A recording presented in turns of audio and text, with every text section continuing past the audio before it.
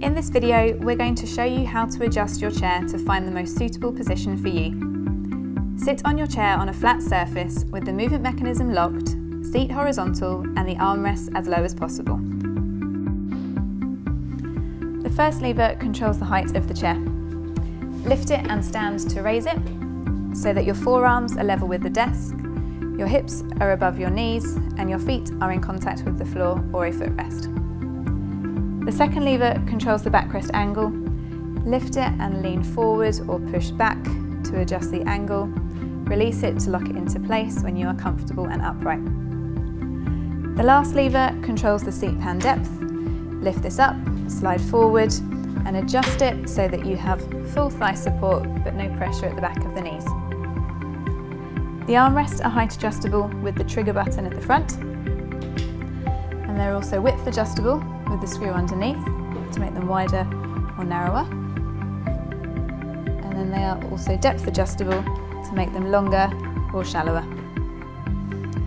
The backrest is height adjustable with the button here.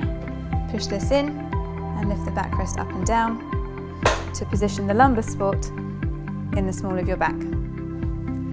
The neckrest is height adjustable by lifting and pushing and turning the dials at either side to adjust the depth.